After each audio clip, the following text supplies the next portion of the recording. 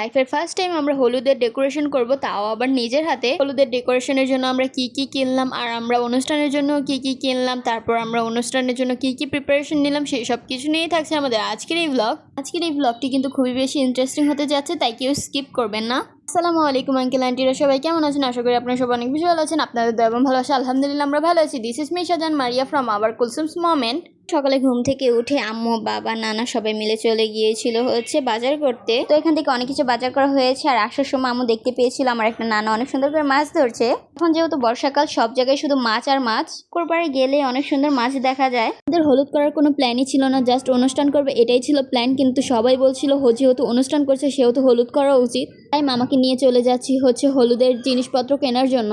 আমরা এমন একটা সময় প্ল্যান করেছি যেই সময় কোনো ডেকোরেশনের জন্য লোকও পাওয়া যাচ্ছিল না, তাই ভাবলাম আমরা নিজেরাই হলুদের ডেকোরেশন করে ফেলি নিজের হাতে। মামার বাইক দিয়ে আমরা চলে যাচ্ছি হচ্ছে বাজারে। এই মামাকে হয়তো আপনারা অনেকেই চিনেন। বলুন তো আমার এই মামাটার নাম কি? তো এখানে কথা বলতে বলতে আমরা বাজারে চলে এসেছি। আর বাজারে এসে একটা দোকানে চলে গিয়েছিলাম যেখানে সব হলুদের ডেকোরেশনের জিনিসপত্র পাওয়া যায়। এখানে আমাদের ডেকোরেশনের জন্য যা যা প্রয়োজন তা মামা বলছিল, আর দোকানদার আঙ্কেল সবকিছু বের করে দিচ্ছিল। শুধু হলুদের জিনিসই না, এখানে কিন্তু বার্থডে ডেকোরেশন, তারপর বিয়ের ডেকোরেশনের জিনিসপত্র পাওয়া যায়। সাথে কিন্তু বিয়েতে ভাড়া করা যেসব ড্রেস থাকে সেগুলোও পাওয়া যায় এখানে। এখান থেকে আমরা ফুল নিয়ে নিয়েছিলাম, তারপর লতা পাতা নিয়ে নিয়েছিলাম, তার সাথে ব্যাকগ্রাউন্ডের কাপড়ও নিয়ে নিয়েছিলাম। মানে সবকিছু প্যাক করে দিচ্ছিল আমাদেরকে। তার সাথে আমাদেরকে বুঝিয়ে দিচ্ছিল কিভাবে কি লাগাতে হবে, কিভাবে লাগালে সুন্দর লাগবে। আর আমাদেরকে একটা ছবিও দেখিয়েছিল, সেভাবেই ডেকোরেশন করতে বলেছিল, আমরা সেভাবেই ডেকোরেশন করেছিলাম।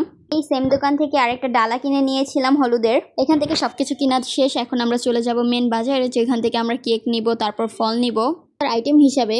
জায়গাটা গ্রাম হলেও এখানে কিন্তু সবকিছুই পাওয়া যায়। ফুল দিয়ে ডেকোরেশন করার ইচ্ছে ছিল, কিন্তু কাঁচা ফুল খুব তাড়াতাড়ি নষ্ট হয়ে যায়, তাই আর কাঁচা ফুল দিয়ে ডেকোরেশন করলাম না আমরা। এখান থেকে আমাদের ফল কেনার শেষ, এখন চলে যাব হচ্ছে কেক কেনার জন্য। এখান থেকে ফল আইটেম হিসেবে কিন্তু আমরা অনেক কিছুই নিয়েছিলাম। এখান থেকে এই পিঙ্কের মধ্যে যে ইয়েলো কালারের কেকটা আছে এটাই কিনে নিয়েছিলাম।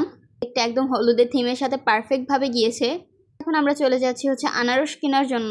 এখান থেকে শুধু আনারসটা কিনলে আমাদের হলুদের কেনাকাটা শেষ। তো কেনাকাটা শেষ করে আমরা 3 মামু ভাগ্নি মিলে চলে গিয়েছিলাম ক্যাফেতে, যেখানে গিয়ে আমরা হচ্ছে জুস খেয়েছিলাম। জানি না সবকিছু আপনাদেরকে পারফেক্ট ভাবে দেখাতে পেরেছি কিনা, পারফেক্ট ভাবে দেখানোরই ট্রাই করেছি। আমরা যে ক্যাফেটাতে এসেছিলাম এটা কিন্তু অনেক বেশি সুন্দর ছিল।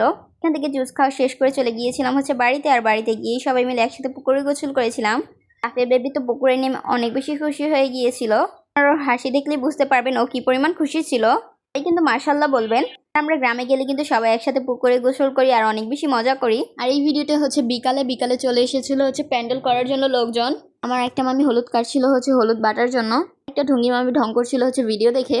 এখানে সবকিছু ডেকোরেশন কিন্তু আমার মামাই করেছিল। আর এখানে কিন্তু অনেক সুন্দর করে ডেকোরেশন করা হচ্ছিল।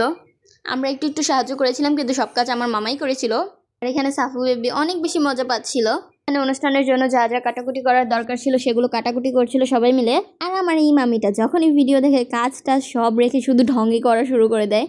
এখানে কিন্তু সুন্দরভাবে কাজ করছিল, কিন্তু ভিডিও দেখে কি করলো। যাই হোক, এটা যেহেতু গ্রাম সেহেতু কারেন্ট যাবে এটাই স্বাভাবিক। কাজ করতে করতে এখানে কারেন্টও চলে গিয়েছিল, কিন্তু অন্ধকারে বসেই কাজ করছিল। আর এই সময়গুলো কিন্তু অনেক বেশি ভালো লাগছিল। হলুদের জন্য বিরিয়ানিও রান্না করা শেষ, আর হলুদের সবকিছু ডেকোরেশন করা শেষ। নেক্সট হলুদের ভিডিও নিয়ে চলে আসবো। ততক্ষণ পর্যন্ত সবাই ভালো থাকবেন, সুস্থ থাকবেন। আল্লাহ হাফেজ। Thank you so much guys for watching this video.